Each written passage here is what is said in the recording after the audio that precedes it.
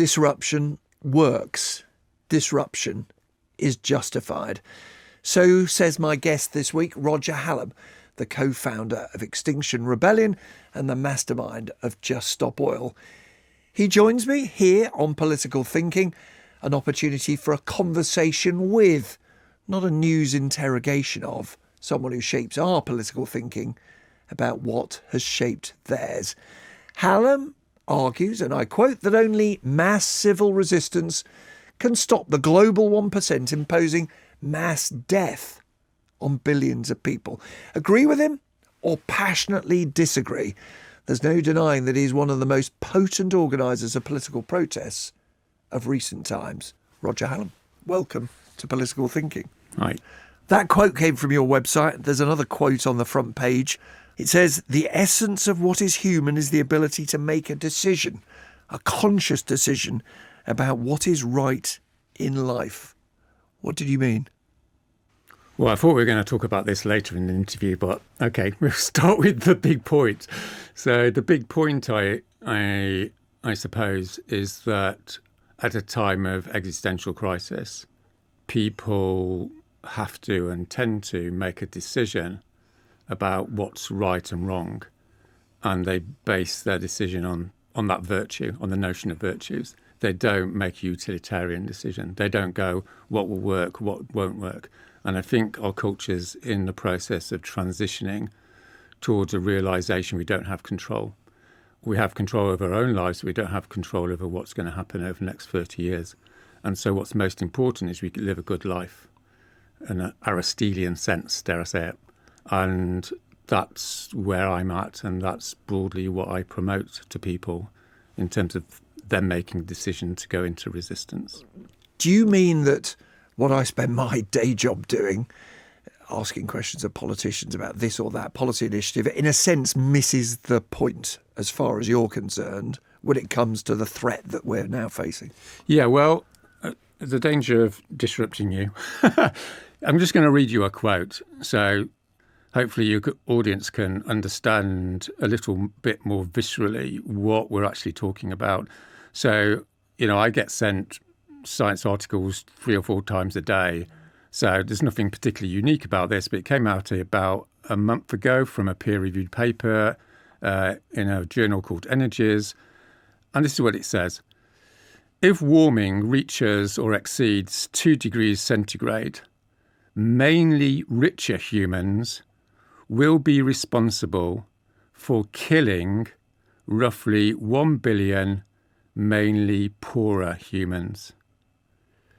Okay, so and that's the result that climate change produces drought, produces famine, and so on and so forth. No. What that quote is saying is climate change is not killing anyone. It's mainly richer human beings who are killing poorer human beings. And the tool of the Death Project is destruction of the climate. Tool is an interesting word, and I quoted you as saying the global 1% are imposing mass death. You're arguing that this is a conscious, a deliberate, a calculated act by those people, are you, rather than the byproduct of what they would no doubt justify as growth, expansion of wealth, and so on? It's an interesting intellectual digression. But you think misses the point? To split hairs over what degree of murder it is. No, it's a genuine question because it's your language. I'm just choosing my words carefully. I think when your audience hears that, you've got 2 options. And you've got 2 options, which is to try and intellectualise around it. And, ask a reasonable intellectual question, which is to what degree is it murder, which to what degree is it manslaughter? But that is a displacement activity. The main human response to that should be massively emotional. Emotional about what's going to happen to you, what's going to happen to your family, what's going to happen to the country, what's going to happen to the whole world. What's going to happen for the next 100,000 years, because this is going to go on and on. And the biggest problem is journalists like yourself, with all due respect, and a lot of elite people are incapable of emotionally connecting. And what we know from, ancient wisdom, but also from modern psychology, is that reason is a product of emotion. Unless you can actually feel the terror and horror of what I've just said, you're not going to be able to act rationally and reasonably in response to that horror. Now, one of the things I want to understand in this interview is how you think and how you have very successfully persuaded other people to think. Do you think that emotional reaction, the thing you say I'm incapable of, but the interview's not about me, is what you did successfully produce a few years back in that very successful few days for you when Extinction Rebellion brought chaos to the streets of London, if you're a critic, or finally showed how many people were willing to stand up and be counted and to fight against climate change? So I disagree with what you just said. I think it is about you, and it's about the audience. So one of the things you learn about how to persuade people or how to create mobilization is about centering things on the actual moment, this moment, right? We have a moment here. I'm talking to you. You're talking to me. A whole number of people are listening to this. Let's focus on our responsibilities and our emotions when we've just heard that 1,000 million people will, note the quote, will be killed by mainly rich people in the next 2 generations, right?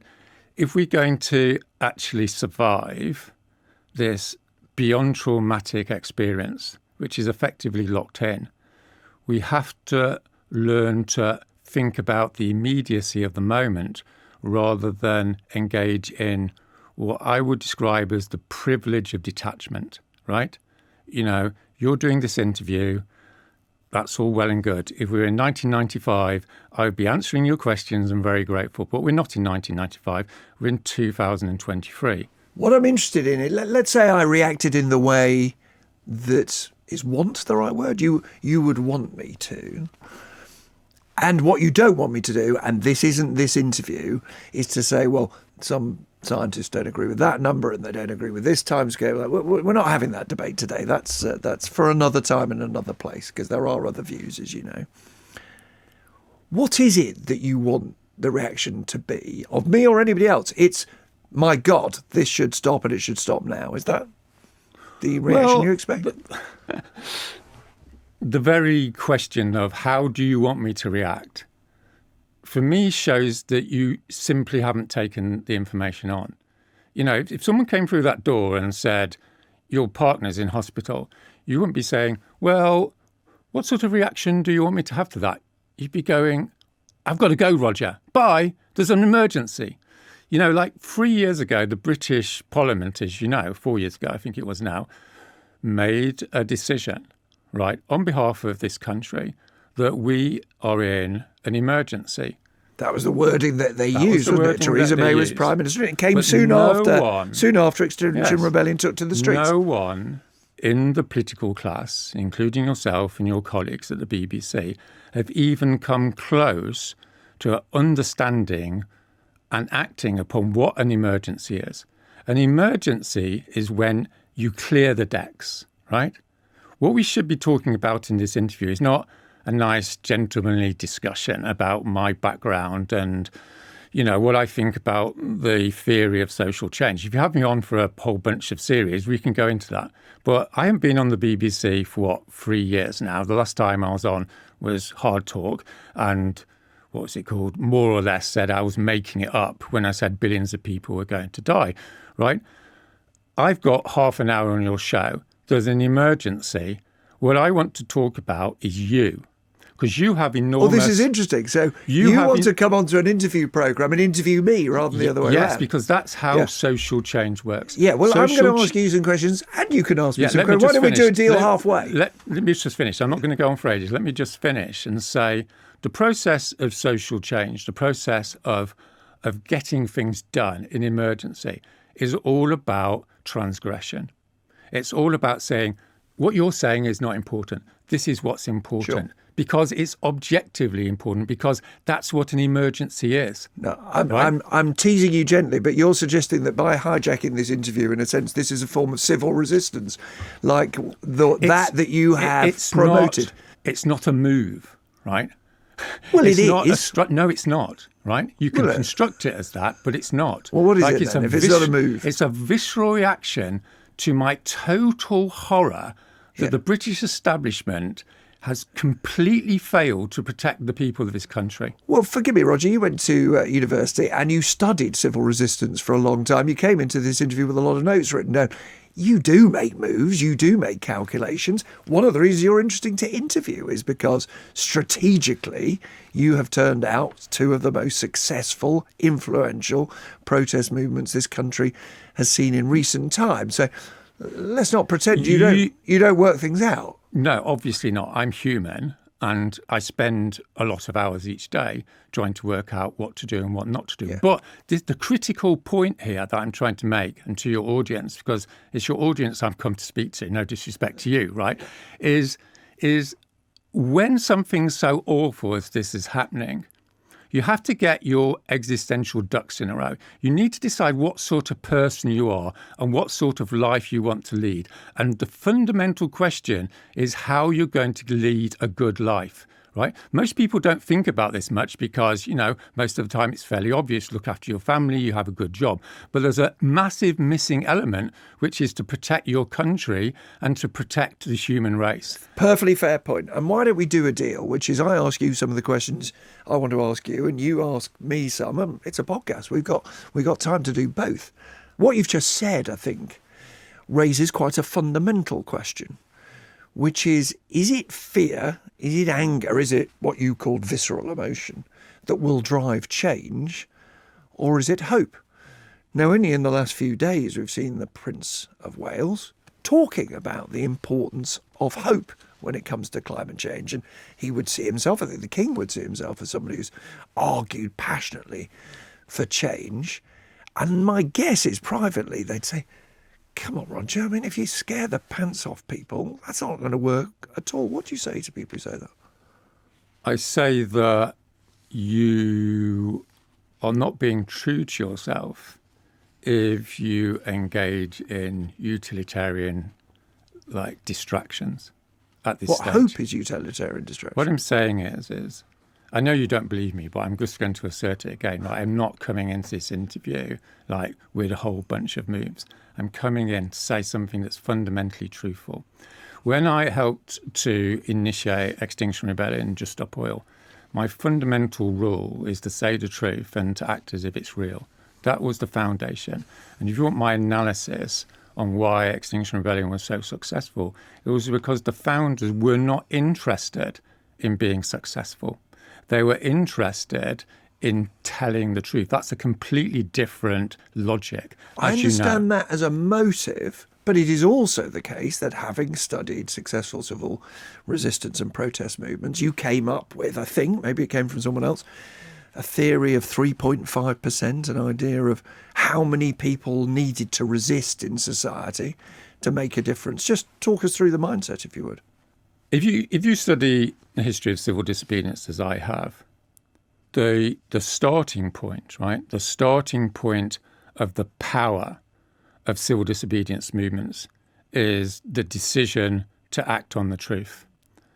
Not a postmodernist version of the truth, not there's Roger's truth and there's someone else's truth, right? We know ultimately you can't say what the truth is, but for practical circumstances, if someone murders your offspring and someone says, oh, well, it's just a matter of your opinion, you're not going to be very impressed. Your daughter or son is dead. It's dead. It's an objective reality. What we're dealing with here is the objective reality of physics. That if we put more carbon into the atmosphere and we allow the elites to do that, then billions of people will die. Maybe 6 billion, maybe 3 billion, but it's an obscene discussion, and I don't want to go there, right? Yeah, no, and I don't want to have an argument about numbers. I'm not a scientist, you're not a scientist, and we don't know. It's a forecast. What we need to understand is this is a unique moment in human history. We can look at We can look at civil resistance, like, in various other contexts, but this is totally new. Sure. What I'm interested in is what you are saying, and you are talking to people via this podcast and program, is necessary to make that change. You're telling them that you want them to join in with civil resistance. You're saying sometimes to people who've never been on a protest in their life, I'd like you to get arrested if you're willing to be arrested. I'd like you to go to prison. What I'm asking you is, how is that going to change the thing that you say is so frightening? Well, the first thing to say about disruption is, I'm interviewed a lot about this question. And as far as I'm concerned, it's a bad faith question, right? It's a cynical question. And the reason it's a cynical question, why disrupt, Roger, is everyone disrupts. Well, everyone I'm not asking you why you disrupt. I'm asking you to explain to people who you want to disrupt. This is what I say to people. How it'll work. We'll come to whether it's counterproductive. How does it work? This is what I say to people. People say, oh, why should we engage in disruption? Why should we engage in civil disobedience to the point of arrest? And what I say is you're being dishonest with yourself, right? The reason you're being dishonest with yourself is that if you have values and those values are disrupted, everyone disrupts. Historically, right-wing people disrupt, left-wing people disrupt. The determining factor is, are you utterly horrified by a social development such that you cannot live with yourself and not engage in disrupting your society? Ultimately, disruption is war, right? There's very few people that would argue that disrupting Hitler was a bad idea, otherwise known as World War II. Right? So you can work back from that. And what I'm saying here is, if you have someone come into your interview and say 1 billion people are going to be killed, that's a no-brainer, right? That's 20 World War IIs. But I'm interested, you said disruption is war. It's a war against who? It's a war against those people who are engaging in mass murder. Who are they? The global elites. But who are they? I mean, it's a phrase. Well, practically speaking, in this country, it means the UK government and the forces behind the UK government. But the UK government has a constitutional responsibility as the people that control the British state. Now, after you and your supporters occupied the streets, particularly of London, in 2019, after 1,000 odd people got arrested, the UK government not only listened, they would no doubt deny there was a direct link to the declaration of a climate emergency, but they did declare a climate emergency in Parliament. Also, some of your representatives, not you, but got to meet with Michael Gove, who was then the Environment Secretary. Did it feel to you like a moment where, wow, these people are actually listening? Well, this is a really mind-blowingly stupid question, right? 1 billion people. We can swap if you like. You can do my job and I'll do yours. With all due respect, right? I love the addition of with all due respect. It's a mind-blowingly. That makes it feel a lot better. It's a mind-blowingly stupid question. Yeah. And this comes back to emotional, connection, right? Yeah. I mean, I've got no expectation of you emotionally connecting, right, with what I've just said, because you're part of that system that isn't able to connect. When I'm coming onto this program, I'm paid not to take the side of people who are in front of me to be interviewed. That's what I'm paid for. Exactly. Yeah. You're paid, but also it's part of the culture. The psychopathic culture of the British elite is just not to connect with the emotional reality of what's going to be imposed on the British people. But just get to why. I don't wish to invite you to endlessly repeat how stupid I am, but why is it not a sensible question to say, did you feel then you were getting somewhere and do you not feel now that you're getting somewhere? What I'm trying to say is, the pretense that the British establishment is taking seriously its responsibilities is self-evidently ridiculous, given the gravity of what we face. But did it feel that way then, or was there a moment you thought, not for a second, that you'd won? Of course not.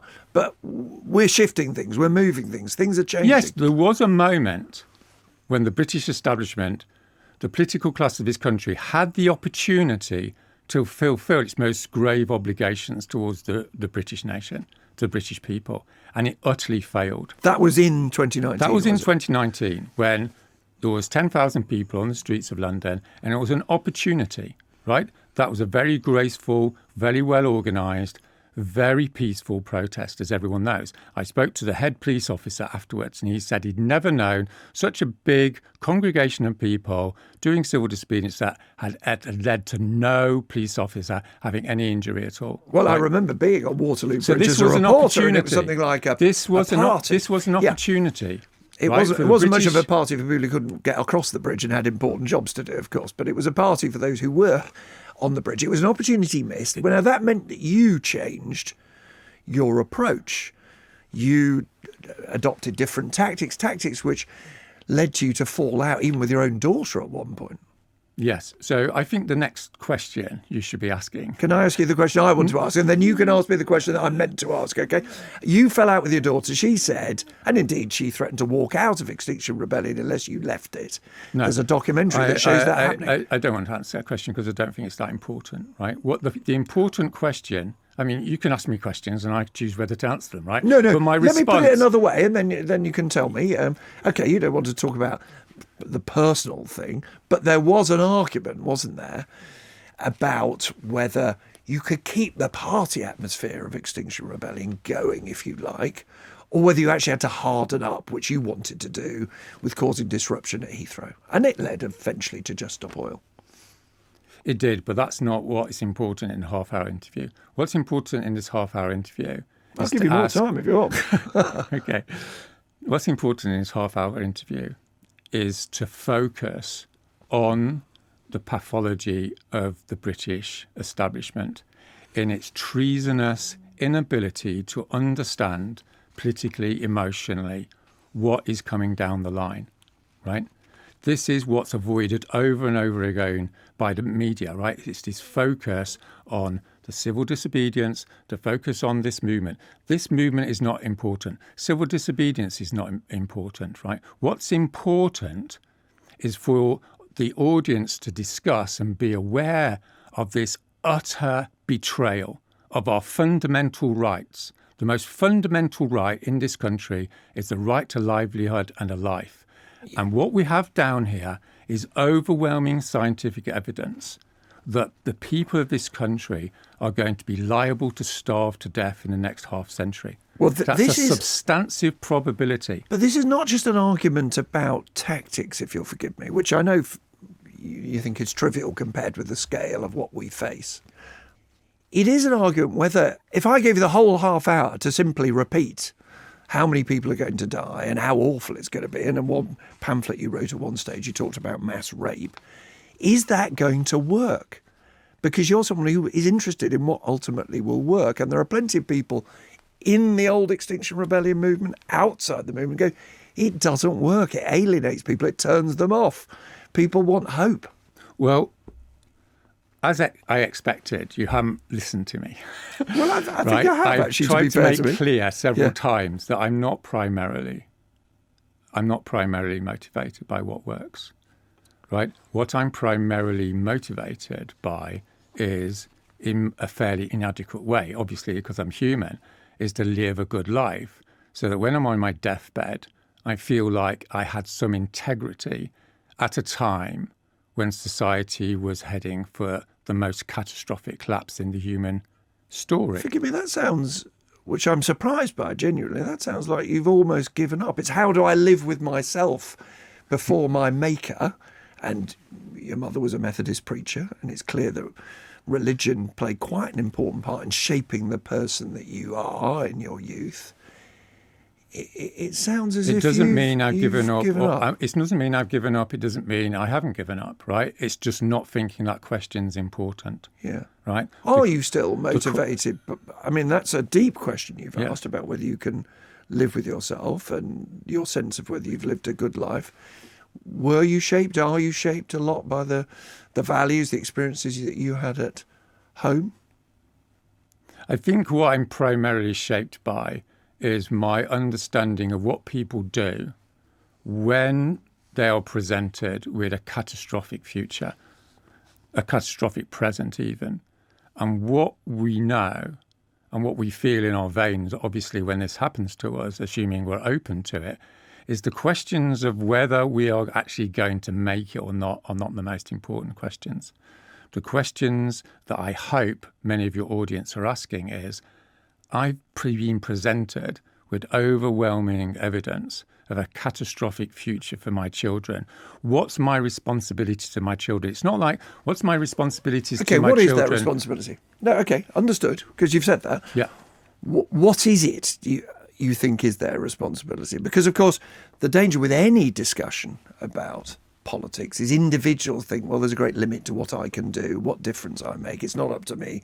There are forces beyond my control. So if there's someone listening or watching now and says, okay, I've heard that, he's right, what is it they can do? Well, first of all, this is not politics, right? This is one of the biggest problems with how we frame all of this. And one of the reasons why people are so confused. They think that climate change, you notice I haven't used those words, right? They think that climate change is, as you said at the beginning, is an issue. It's a thing. It's on the agenda. There's policies. It's got to be fitted in with our obsession for economic growth and all the rest of it, right? That's not what's going on here, right? What's going on here is the imposition of evil into our lives.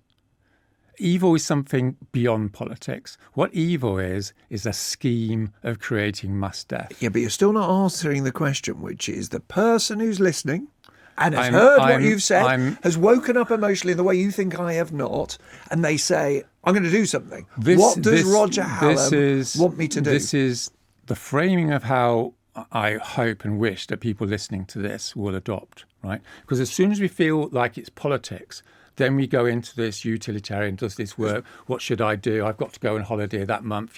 How can I negotiate all my other elements of my life? But the floor is yours. I'm just asking. I know. I'm getting to it. What do you want them to do? I'm getting to it. Yeah. I'm saying on the basis of understanding what it actually is, right? That it is an evil situation.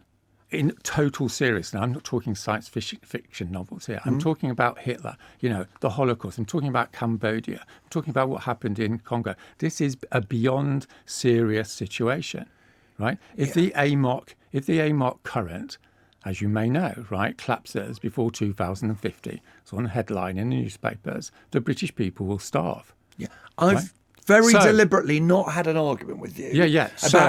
About the science or the numbers. But I am going to say, because I think it's right to say, there are plenty of people who will say it's nothing like the Holocaust. The Holocaust is the deliberate industrialized destruction of a people. And climate change, you think, is the responsibility of an elite. You slightly dodged the question when I said, was it deliberate? You sort of suggested it was a kind of verbal game. But it is not, therefore, the same as Pol Pot massacring people for who they are. It's worse. And the reason it's worse is because of the scale, right? Yeah, but motive matters. Motive matters. People are doing it. Motive matters, absolutely. Don't get me wrong, right? What happened in the Holocaust was an obscenity beyond words because there was a direct motive to kill. But as you well know, right, and as any legal person would say, is there's two elements to a crime, right? There's the scale of the crime and there's intentionality. And the intentionality is in the mid-ground, as it were. It's not like they didn't know, they don't have the information. They do know, and they do have the information, and they're prepared for people to die. But admittedly... But let's go back to what just people a minute. Let's just deal with this issue, right? Yeah. But admittedly, no one's pretending that the elites want to kill the poor of this world just because they're poor. Okay. But let me just finish. All right. But I've just told you there's 1 billion people. According to peer-reviewed papers, and I could come in with a whole bunch of other ones, and people on this listening you've program said quite a few can different numbers in this interview, but anyway, well, let's go for the billion. Let's go for 1 billion people, right? Yeah. That's like 20 times the number of people who were killed in World War II. Forgive me, that's why it's worse. I know my audience reasonably well. I think they're at the... listening to this, watching, they're interested in what you're saying. They're saying, what does Roger Hallam want me to do? And then what does the government do? We're still going to come to that. Yes. So what do people do, first of all? Now, do you want them... and do you think this would make the difference to join the ranks of people, say in Just Stop Oil, for example, direct protest, whether it's kind of throwing things at paintings, whether it's lying down in the streets? Is that what's going to bring about the change? There's a fundamental decision, and then there's a degree of practicality with any fundamental decision, right? In the real world, there's a degree of practicality. The fundamental decision is to emotionally connect with the criminality of what is happening on the basis of what is said. Yeah. Therefore, you have no choice.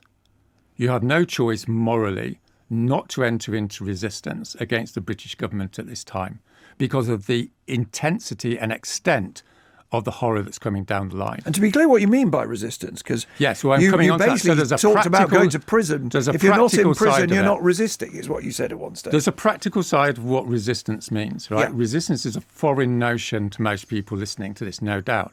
But it's not like impossible to get your head around. People resist all the time on different levels, right? What we're practically talking about here is mass civil disobedience in a UK context. And there's a pathway, which is just stop oil. And dare I say, people can go onto the website and it takes 2 minutes and you get into the system and they will tell you what you can and can't do and all the rest of it, right? The fundamental point is that in order to create the change that we need in the time that we've got, we have no choice other than to engage in mass civil disobedience. And you believe that will make a difference? How? It's not a matter of whether it makes a difference or not. Obviously, by definition, civil disobedience makes a difference. The question is it at a scale which will tip a Western democratic government into enacting climate policies in the first instance? But then there is a practical question, which I think is entirely fair to ask you, which is you got thousands onto the street in 2019. Since then, we're talking of small-scale resistance. And unless you get many more than the 10,000 you had before, it's not going to happen, is it, what you want to happen? Governments are not going to quake. They are not going to dramatically change their policies. So are you anywhere close to that? We may be not. And the reason I'm saying that is not because I'm trying to avoid a question, right? It's very difficult to predict. Because did you know before 2019? In other words, was there a moment you thought, my God, this is going to happen? I mean, we are now not getting just a few. Yeah, I said to Extinction Rebellion, if tens of thousands of people go to London, there will be a result, right? That was my prediction on the basis of the study that I'd had. But one of the things about being in this work, as it were, is that it's very difficult to predict whether those people tip over to saying, I'm going to have to act because I cannot not act, right? And they may not. And if they do, then we've got a chance of saving what's left to save. And if we don't, then we're heading into this mass starvation scenario. It often takes something very immediate, very personal to tip people into action. Now, in your case, it was as a farmer, seeing what the climate was doing to your farm. I think actually it's not that much about what's actually happened to you for most people. I think for most people who enter this situation and say, I cannot live without acting, it's due to an involuntary feeling of horror. But humour me by answering one question, just for the sheer hell of it. We could do that. Your farm failed, and it was one of the things that made you think, there's something I need to now do something about. Yes, there's hundreds of millions of farmers around the world who've had the same experience as me, which is the trauma, and it is a trauma, of finding out that the weather systems are not going to enable them to grow the crops they wanted to grow. Like, it's a financial disaster for them, but it's also an emotional disaster because they lose control of their lives. You know, you've got a nice, calm sort of life, dare I say. You know, you don't have to worry whether this studio exists every time you come into work. That is true. If you're a farmer, you can be the best farmer in the world. But if it rains every day for 7 weeks, 100% of your crops are going to die. You know, if it's minus 20 in the winter, you're going to lose all your winter crops. The fact that it's a 1 in 1,000 year event is no solace to you. You're losing your livelihood. But did that feel to you when that happened to you on your farm like a moment? It was a moment of making real what is going to happen. So something you knew intellectually, but seeing... Exactly. This is the problem, right? And this is why civil resistance works, because we can have as nice a chat as we like, and, you know, I can do lots of interviews. Nothing's going to change. What's going to change is the emotion of finding people getting dragged off the street, put into prison on a mass scale, students crying on motorways, right? This is how change works. It doesn't change, with all due respect, right? I've got plenty of time, right, for an intellectual discussion, dare I say. I was a researcher at King's College. But at this moment, it's an obscenity to just come on a show and say, well, let's discuss this as if it's over there. It's not. It's in your stomach, Nick, right? Yeah. And your case, it's in your stomach enough for you to go to prison, what, twice, 3 times? People go to prison all around the world through civil resistance. There's nothing particularly peculiar about that. Oh, right? no, but there may be people, Roger, unlike you, who say, for me, that is a hell of a thing to risk doing, either because they're personally frightened of it, or they're worried what it'll mean for their family, or how they're seen in society, or their job, their ability to earn a living. So it is a big thing. The big thing is what's going to happen to us. That's You've no words of comfort for them on, don't worry about going to prison. It's just, this is so important, you just got to do it. I have no words of comfort, right? Let me say that again. I have no words of comfort for your audience. What I'm saying to you and your audience is get real, right? This is not the time to look for comfort. It's the time to actually understand how totally terrible this situation is and to act accordingly. But that's your duty, right, as a parent, as a citizen, and as a human being. Some people will be inspired by what you say. Other people will be terrified, thinking if he is so clear about this in his mind, he'll stop at nothing. It's not just inconvenience. It's not just civil disobedience. What I'm clear about. What would it be? What I'm clear about is what's clear, okay? Objectively clear, which is there's a thing out there called physics. Yeah, no, but right? I'm asking you whether there's any limits to this. The limits to what you do? Yeah. We have to engage in civil disobedience, civil resistance, to the point that we fundamentally change the regime, right? The regime of digging fossil fuels out of the ground. I don't know quite what that looks like, and I don't need to. Right? You don't need to have all the information to act. What you have to have is the visceral horror of what's happening. And what we need to do is in November is go down to London and engage in civil disobedience, because that's our best bet. No one's pretending it's going to be successful. No one's pretending that just stop oil is necessarily the best thing ever, right? But that's the opportunity your viewers have.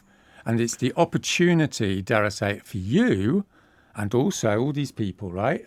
What, the ones behind the glass who are pressing the buttons it's and the my opportunity. producers. No, don't smile about this. It's very serious, right? This is the opportunity for you at the BBC to fulfil your duty to the British people, which is to say to the British government, you will no longer cooperate with a genocidal regime. Yeah, no, it's not the duty of the BBC to do anything of the sort, unfortunately. Well, it may be in your mind. Because what we're talking about... Tell us what's happening in November, because we don't know what's happening in November. No, I'm not letting you go on that. What we're talking about here is treason against the British people. You're applying for a job. Now, what is happening in November? You've told people you want to come to London in November, but I don't know, they don't know what it is you're talking about.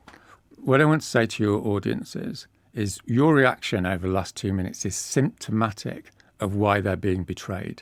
Like you're belittling of your responsibility and these people to actually make a concrete step to save our country. And you will suffer the consequences of it in the next decade. I'm suffering it in this interview at the moment. Now, what is it is happening in November that you think you will be taken to court. You will be taken to court. You will be as a member of the British establishment. Okay. All right. Right? You need to take this seriously. I'm going to be taken to court for what? You absolutely will be taken to court as a member of the British establishment for betraying the British people during the 2020s. Yeah. Right? But you need to think about what would I be guilty of? You will be guilty of treason. This is a pregnant moment of potentiality, right, for people in the establishment to decide what they want to do. In the meantime, you invited people to go to London in November. Can you tell us more? What is it you're hoping will happen then? There's a website, Just Stop Oil. There's various sort of websites. It's easy. If you're in the audience, you go on the website, you sign up, and there's a whole bunch of practical details, right? Yeah. The fundamental point is making that decision to enter into that process. You don't need to make that decision ultimately by getting involved in the process. The thousands and thousands of people in this country have engaged in civil disobedience. They enter the process with a lot of fear, trepidation, but they're driven to do it, and they go through a series of steps, right? And they're supported in those steps by other people that have had a similar experience of fear and trepidation. Understood. Right? That's the process. Now, over the course of this conversation, you've told me how frightening it is, what's going to happen. You've accused me of not doing enough and not being stirred emotionally to do enough about it. You've got to address, I think, don't you, the people who just say, I don't want to be hectored and harangued and terrified. I want to be persuaded by cogent argument about what will change and how it will change and what will make a difference. To those who think that, are you just thinking they're missing the point? Yes. But they're your audience. No. The audience is the 1% of the population. Civil resistance and social change happens when 1% of the population decides that they have been morally violated to the point that they engage in resistance. Now we're getting to the point. So in a sense, all those people, and you know them well, who say, why the hell's he disrupting our lives? Or why are they disrupting our lives by occupying a road? Or why are they ruining some beautiful piece of art by throwing soup or dye at it? Your point is, it doesn't really matter what 999 people out of 1,000 think. What matters? We need the one to come out and fight. No. What matters in this life is whether you violate your core values, which are objective. It's whether you violate your children, you violate your community, and you violate your country. Those are like transcultural norms, right, going back 10,000 years. And what I'm saying is when a culture, like the culture you're part of, right, violate those norms, it's not a matter of whether you like it, whether you want to be persuaded, right? That's like, it's a stupid response, because you have to grow up and realize sometimes in life you have to make an act, you have to make a decision, right? Just as when you decide to defend your children's lives or you defend your country. You don't sit there and analyze it, right? Obviously, there's a place when you're engaged in that process of confrontation resistance for looking at tactics and all the rest of it. But that's not what we need to discuss on this programme. What we need to discuss on this time discussing it, and it does obviously matter whether it's working or not. If you give me 10 programmes, I'm more than happy to spend half an hour. Well, you've had quite a lot of time already. Now, does it matter, therefore, that 6 in 10, even people who protested, said disruptive protesting hinders rather than helps the cause? Does that matter? No. For the reasons I've just said. So in a way, to hell with them. So long as you stirred one person out of 100 on this programme, no, you're totally succeeded. Misrepresenting what I'm saying. It's not a strategy. It's not like, oh, those people don't matter because we're just going for that 1%, right? We're not going for anything. We're making a statement, right? We're making a statement to eternity about the sort of people we are. That's a completely different universe, right, of mental activity. Do you understand what I'm trying to say? I do. I'm trying to say there's something totally unacceptable about the situation we're in. No, I do understand it. I just want to end on this, if we may, because I hear I think it's anger, isn't it? Is it fair to describe it as anger? It's not frustration. I'm utterly infuriated. Yes. And I'm aware that occasionally, because we're having a civilised conversation, I've smiled and you find it annoying. Of course I find you annoying. Yeah, that's fine. I find everything about the British establishment disgusting. Yeah. Right? Okay, well, we're and clear I'm about saying that as an ordinary farmer in this country. I spent 20 years doing my part of the bargain, which is producing food, running a business, doing my bit for society. But I'm entitled, therefore, Roger, to go back to what I asked you before. You couldn't even persuade your own daughter of this. She thought you got it wrong. She thought your tactics were counterproductive. She walked out of Extinction Rebellion. If you can't persuade her... That's a cheap shot, as you know, well, right? It's a hard talk point, right? As you said to me, you weren't going to use that sort of routine on me, right? But hold on, you've just accused me of being complicit with genocide. For the record, she's fully supportive, as it happens, right? Yeah, well, she wasn't. But that's not the point, is it? The point is, Nick, is what are you going to do to have integrity in your life, right? Yeah, well, what are these people going to do? I will have reflect on how I have life? integrity in my life. If you forgive me, not with a complete stranger I've only just met. I'm paid to ask you questions. You've had 30 years right? Yeah. You and your generation have had 30 years to look at this information. And what you've chosen to do is have a quiet life, right?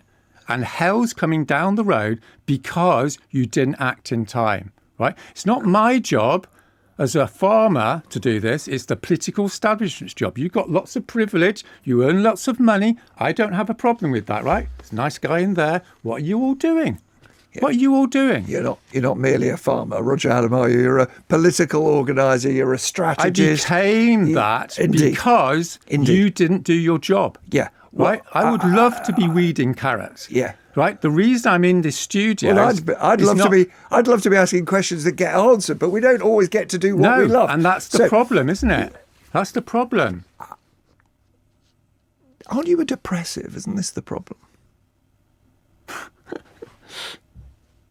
No. Let me finish on this, right? No, I don't mean it. I'm not intruding into your No. personal. What I mean is let me tell you what the other side of the world is, a world that you cannot see, right? Because that's one of the reasons you don't want to go to this other world, right? There's another world out there, which is a world of acting upon your fundamental beliefs. When you act upon your fundamental beliefs, you experience a certain ecstasy, right? There's a certain glory in it, right? Which is invisible to the political elite, because that's why you're so terrified. That's why you won't act, because you don't understand, as I see it, that there's a different way to live one's life, right? And you can project. But you experience. No, let's not talk about me. We've done enough about me. But do you feel? Now, honestly, you've had a lot of time to accuse me of all sorts of things.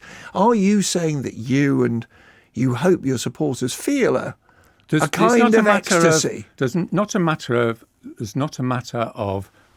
what I want them to do. I'm being descriptive. I'm just asking you to describe. Yes. So let me say quite clearly, like, many, not all, and not all times, when people are put into a cell in a police station, they have a sense of peace, a profound sense of peace. This is an involuntary experience, right?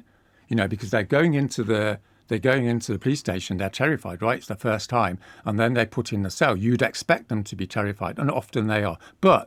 And at the same time, they have a sense of peace, right? This is a spiritual phenomenon, which is when people stand up against evil, there's a release. There's not a tension anymore. There's not that violation of your core self. And when you go into resistance, you suddenly feel like you've rediscovered your integrity. You've rediscovered the essence of what you think you are. You return to yourself, right? This is a universal phenomenon when people stand against evil historically. And that's what I'm saying to your audience, is this is not like an accounting cost-benefit analysis, right? It's an invitation to be who you already are, right? It's an invitation to come back to what you already are, which is a fundamentally decent person. This is the Zen of protest, the Zen of standing up to what you insist is evil. It's something that people experience. You can give it fancy religious words if you like. I don't mind, right? You know, maybe it's Christian, maybe it's Zen. The fundamental point I'm trying to say, right, is that you can feel joy, you can feel wholeness, and you can feel connection when you enter into this resistance orientation. And it's not despite entering into it, it's because you do, because you return to some sense of wholeness. You talked about that belief, even hope, I think, that you had in 2019, that there was a moment of change that looked possible, briefly, a moment that was dashed, rejected in your view. Do you see another in your lifetime? Do you still have hope? I have 20 more years of my life, and each day I get up and I endeavour to be the good person that I want to be. And what that means in the present context is to be in civil resistance against the genocidal British government. That's it, right? Roger Hallam, thank you for joining me on Political Thinking. Well, that certainly challenged my political thinking. I wasn't sure whether he was interviewing me or I was interviewing him at times. I usually approach these interviews with some sort of rough plan, some rough structure. I even try and help the guests by giving them a sense of what we will talk about and what we won't, to try to relax them. I did that with Roger Hallam, and he threw that out of the window, and I threw my notes and my structure out of the window too. But I hope it was still a revealing conversation about what motivates him and what he believes might work to bring about political change. He's not interested in coaxing, he's not interested in wooing, he's not interested in any of the conventional tactics of political discourse. He believes that shock and anger and emotion and ultimately civil disobedience leading, yes, to a willingness to go to prison is all that will change what he refers to as the regime. And he doesn't just mean this or any other government. He means what he sees as the elite are finally forced to change. And, yeah, I've been told, apparently I'm part of that elite, and I might go to court for treason. Memorable interview, wasn't it? Thanks for listening.